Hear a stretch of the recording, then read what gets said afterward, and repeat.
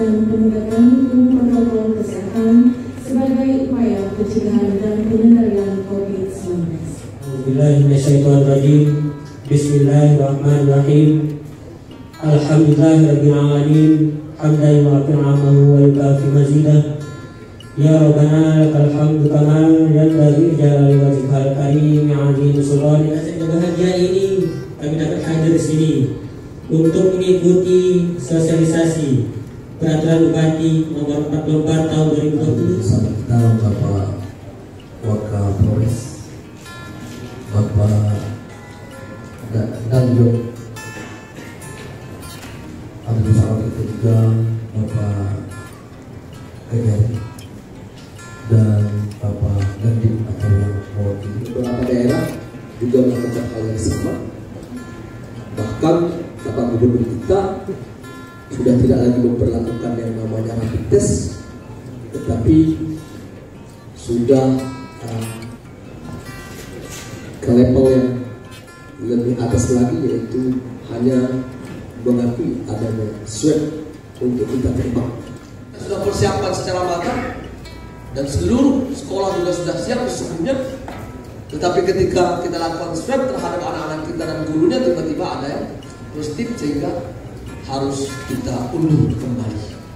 Walaupun demikian, kita tetap berupaya bagaimana sekolah suatu saat secepat mungkin Pak Kepala Dinas Pendidikan untuk bisa melakukan tatap muka kelas dengan cara-cara kita sesuai dengan kearifan lokal dan ketaatan dan kepatuhan serta kedisiplinan terhadap protokol kesehatan. Kita berharap juga Pergub ini nanti yang memuat sanksi tentunya di dalamnya kita akan sosialisasikan hingga ke tingkat paling rendah dari pemerintahan kita, yaitu ke kampung-kampung, ke desa-desa, sehingga masyarakat bisa memahami. Karena mari kita menyadarkan masyarakat kita agar semakin patuh dan taat kepada protokol kesehatan. Nomor 44 tahun 2020 itu sebagai implementasi dari Instruksi Presiden nomor 6 tahun 2020 dan Instruksi Menteri Dalam Negeri nomor 4 tahun 2020 tentang penerapan penegakan disiplin dan sanksi protokol kesehatan. Tapi dari polanya dilihat bahwa tidak terkendali, karena yang terkonfirmasi positif itu kan sebagian besar OTG, tidak tahu sumber penularannya dari mana, dia kontak dengan siapa, dia tidak terkonfirmasi. Artinya dari sana dapat disimpulkan bahwa penularan sudah tidak terkendali. Kita berharap pada forum ini, kita berharap juga nanti ke depannya dari Pak Camat yang hadir, Puputintam yang hadir, dan seluruh masyarakat dapat dengan patuh nanti menerapkan protokol kesehatan. Subjek dari peraturan ini ada 3. Yang pertama adalah perorangan. Yang kedua pelaku usaha.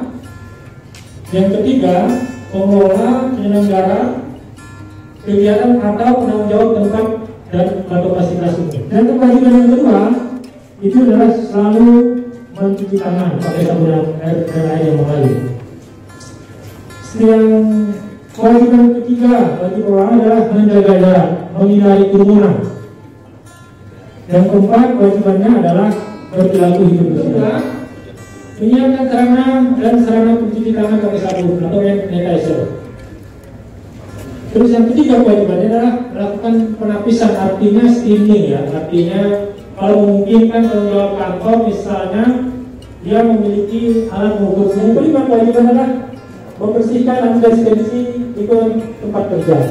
Sebagai contoh kita di perkantoran, misalnya secara mungkin ya melakukan pembersihan tempat kerja dengan disinfektan, hingga nanti bisa minimalisir penularan. Yang ketiga, ini target dari Pak Gubernur, ini target yang berat bagi kita, dan nanti bisa kita laksanakan pas kita sosialisasi. Jadi target swab Kabupaten Camas ada 600 sampel per minggu. Jadi 600 sampel per minggu. Pengalaman kami karena kami sebelumnya juga pernah berdinas di Kalimantan Tengah, mungkin sekedar sharing saja. Jadi kalau kita di Kalimantan Tengah ini ada beberapa wilayah yang dibentuk satgas, namanya itu satgas kelurahan, karena di sana ditentukan statusnya itu PSKH. Jadi masing-masing kelurahan itu bertanggung jawab dengan lingkungannya masing-masing. Ini boleh berbicara di bawah pengawasan Bapak ataupun Ibu Lurah bersama-sama dengan yang lainnya yang ada di kelurahan.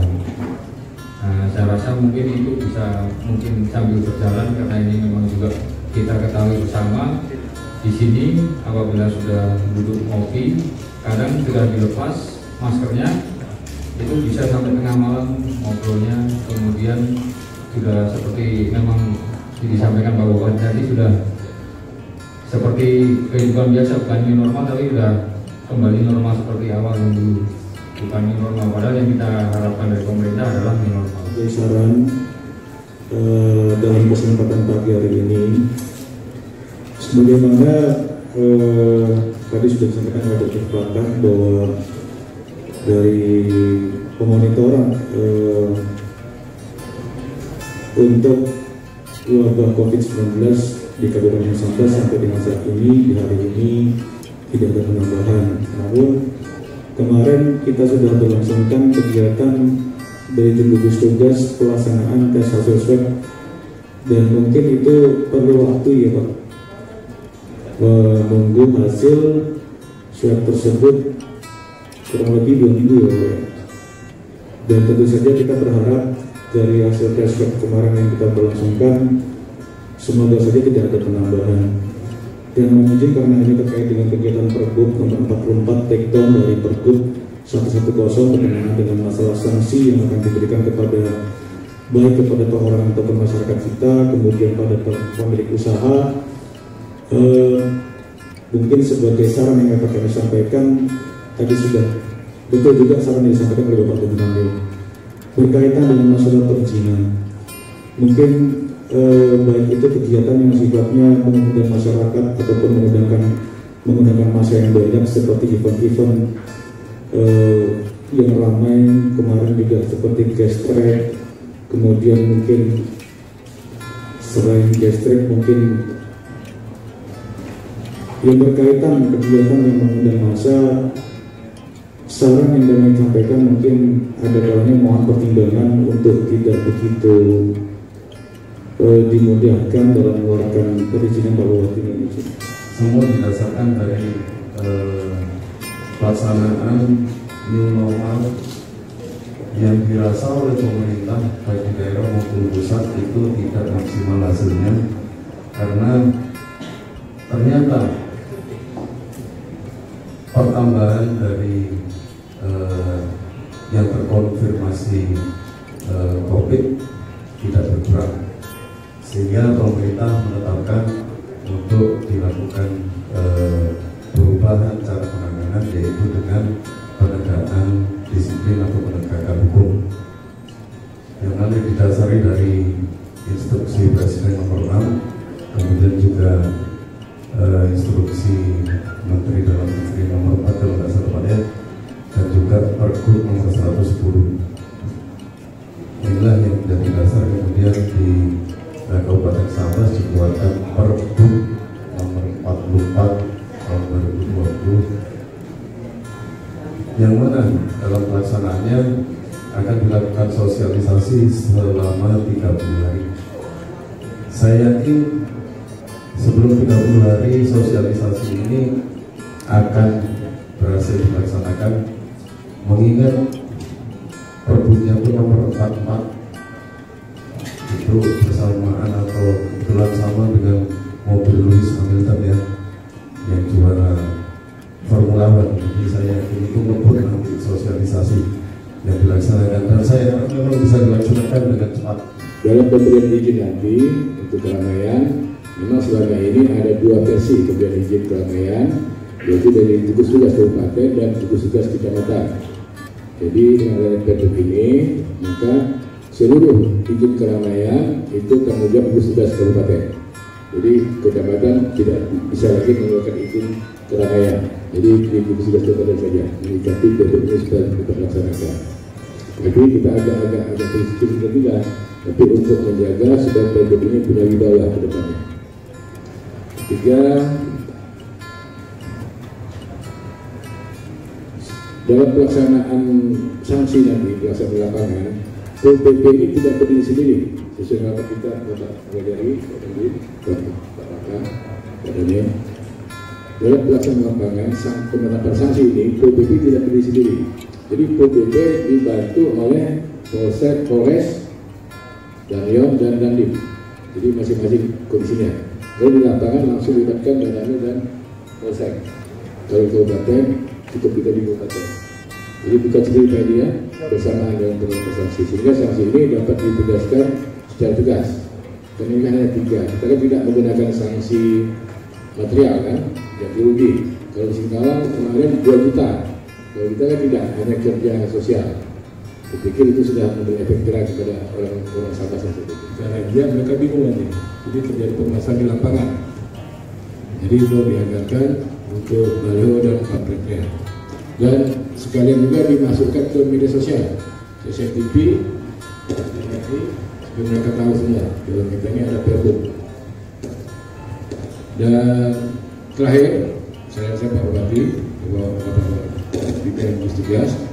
Jadi kita ada pertemuan juga hari kemarin bahwa seluruh ASN yang berdomisili di Singkawang dan Pontianak tadi Pak Bupati menyinggung tentang rencana tatap muka di satuan pendidikan. Saya ingin menanyakan dulu. Pertama, di bidang pendidikan ada acuan terkait dengan SKP 4 Menteri. Menteri Pendidikan Kebudayaan, kemudian Menteri Agama, Menteri dan satu lagi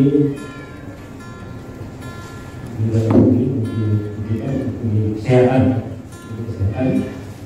Di dalam sosialisasi yang disampaikan di 7 Agustus kemarin ada pembahasan untuk SKP 4 Menteri itu. Yang pertama, kalau satuan pendidikan ingin dilakukan pelajarannya, yang pertama adalah dipastikan zonasinya itu zona hijau atau kuning. Jadi sudah dicopot. Kalau sebelumnya itu zona hijau saja, sudah dibuat zona kuning, itu mungkin itu saja. Beda 4 masalah. Saya keluhkan sedikit masalah kami yang setiap hari menyeberang melalui penyeberangan Tebas Piai itu menggunakan perahu sampan. Yang perlu kita pahami, sepeda motor kita ini merupakan salah satu alat transport yang mungkin sudah berganti-ganti penambang yang menyentuhnya, Pak. Sementara sebelum kita, mungkin si penambang ini sudah puluhan sepeda motor lain yang mereka pegang. Apalagi kalau di hari-hari itu lagi tren-trennya pantai wisata bahari, Pak ya. Itu terjadi penumpukan manusia di situ, Pak. Bahkan muatan daripada motor air yang mereka bawa itu bisa lebih dari 3, bahkan pernah sampai 5. Jadi kami minta solusi kepada Bapak Bupati, juga Dinas Perhubungan dan perangkat daerah yang berkaitan tentang masalah ini. Diberikan bahan-bahan yang lengkap, Pak Ketum, pada seluruh kawan-kawan kita di Kecamatan Pembuncang, kemudian nanti bapak-bapak kepala desa dan unsur pemerintah desa untuk bisa melakukan sosialisasi terhadap pergub ini, ya, sehingga secara masif dan cepat bisa dipahami oleh masyarakat. Memang situasinya memang seolah-olah tidak ada, ya, tetapi wajib bagi kita untuk secepatnya mensosialisasikan itu. Dan berharap kepada Pak Ketum operasional untuk berikan bahan-bahan kepada kawan-kawan tadi pemerintah Pak Camat, bekali Bapak Kapolsek, Bapak dan Manwil dibekali, kemudian juga Bapak kepala desa untuk kita bekali untuk bisa mensosialisasikan ini kepada seluruh masyarakat.